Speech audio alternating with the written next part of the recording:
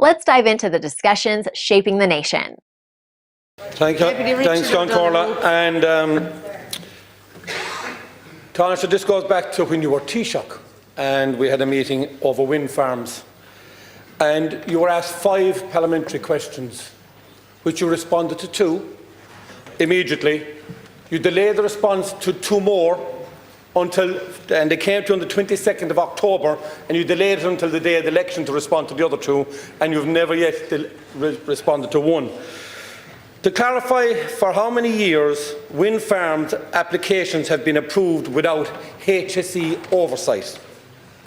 Why An Bord Pleanála ceased informing the HSE of such applications, whether An Bord Pleanála was instructed to stop the practice, and who is responsible for ensuring public health risks are properly assessed in the planning process.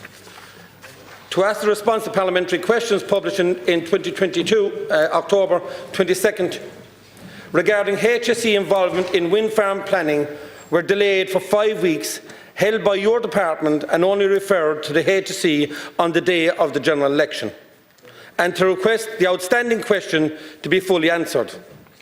To the Taoiseach to state government's official position on health impact on wind farms, given the absence of the HSE input in the planning process and growing concerns for affected communities.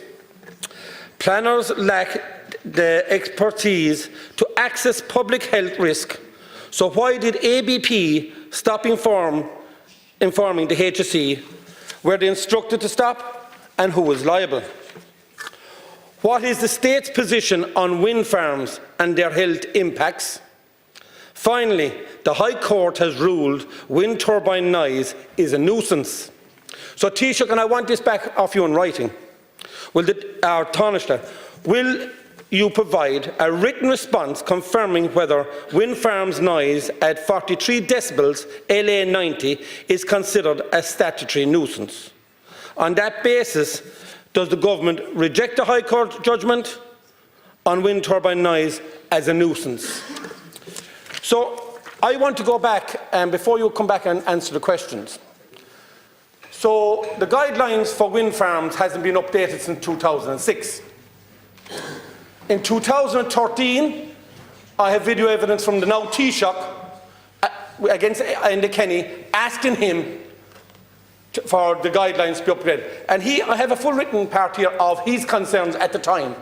Since then, Micheál Martin and yourself have been in government for numbers of years, and you haven't updated the guidelines, even though there is implications to health risk. So if you could answer the question I've given you in writing and the other responses to me, please. Thank you, Deputy. Taoiseach to respond. Well, I want to thank Deputy O'Donoghue for the question. I want to thank him for meeting with me, with now Minister Kenny, I think, and bringing some of your constituents to see me in relation to this issue. And let me firstly say, it was very clear to me the stress and the anxiety, the worry that the people you brought to meet me were experiencing, and I acknowledge that. And before we get into science and guidelines and everything else, I accept the bona fides of that, the worry and the stress, and they were talking to me about the impact that it was having on them. That is one of the reasons why in the programme for government we did explicitly state the need to make progress in relation to updated guidelines on this matter. And let me also say this, I accept this has gone on far too long. I accept that because this has been talked about for a long number of years. It is also my view, and yes, I will reply in writing to each of those specific questions, and thank you for suggesting I do that. But I also think this idea of the HSE being a notifiable organisation is common sense. So let me just establish that, and I think that would certainly assist in closing the loop, I think, in terms of some of the issues that people are raising pending the guidelines. The factual position, Count Corla, for the record of the House, is that the Department of Housing, Local Government and Heritage is progressing the focus review of the wind energy development guidelines. The review is looking at a number of key aspects, including noise, setback distance, shadow flicker, community obligation, community dividend and grid connections. They're working in conjunction with the Department of Climate, Environment and Energy, because that has primary responsibility for environmental noise matters, and they've been working to advance guidance on the noise aspect of the guidelines, which I'm informed is highly technical in nature. These two departments have been engaging on proposals regarding the measurement and the assessment of noise from wind turbines to ensure that they're robust and fit for purpose, having regard to various targets that have been set. Further to this engagement, I'm informed that the Department of Communications, Environment and Energy appointed noise consultants in May of 2023 to work on amendments to those aspects of the guidelines. I'm also informed that this work is now substantially complete. So the Department of Housing, in conjunction with the Department of Communications, will make any further changes to draft guidelines which are deemed necessary in wake of this work.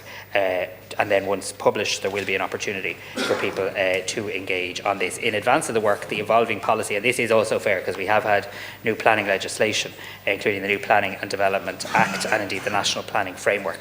This does need to make sure that the finalised guidelines are in line with both that piece of legislation and the new National Planning Framework as well. So while the current guidelines do remain in force, that the work and the acceleration of the work on new wind guidelines is underway, and I will provide you with written answers to each of the specific matters you've raised. Thank you, Tánaiste. Richard. Thank you, Tánaiste. And I'm now going to go back to what Micheál Martin had said in 2013.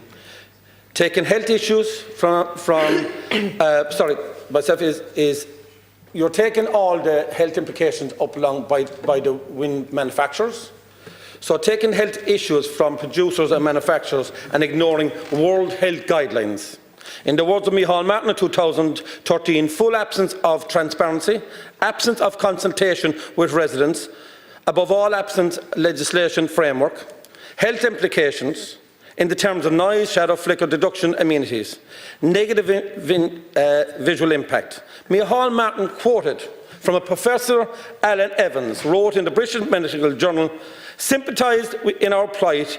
If this goes ahead, it will ruin your lives." Unquote. Micheál Martin's words again, planning guidelines of 2006 are outdated and the framework for the new technology. And he requested in 2013 that we accelerate the process. We're 12 years down. People and their families have been health implications. Communities have been devastated. And with all due respect, an acceleration in 12 years, Deputy, if that's what you consider acceleration, I have no vision for the future if that's acceleration. Thank you, Deputy. Tánaiste. Thanks very much. Look, Deputy, I've acknowledged that this has gone on a very long time. That's true. There's no getting away from that fact. I've also tried to provide, which I accept, maybe comfort to some of your constituents and people you've interacted with, some of the rationale behind that, including the evolving planning legislation, the National Planning Framework, and more crucially, perhaps, the bringing in of experts to look at this whole issue of noise from a technical point of view to get the guidelines right. But look, I do take the seriousness of it. It became very apparent to me when I saw the people behind the stress and strain of this, and I will ask the new Minister, Minister Brown, to provide you with a timeline and to write to you on this matter too. Thank you, Tánaiste. And that Like, share, and subscribe, and let us know your thoughts in the comments. We'd love to hear from you.